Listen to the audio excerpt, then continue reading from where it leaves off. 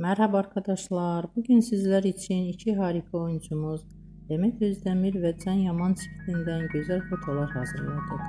Onlar Erkenci Kuş dizisinde birlikte rol almış ve sevgili olmuşlar ve yakın zamanlarda yollarını ayırmışlar. Biz de sizler için onların romantik karelerini hazırladık. Bu videoların devamlı gelmesini istiyorsanız kanalımıza abone olup yorum yazmayı unutmayın. Bizden bu kadar.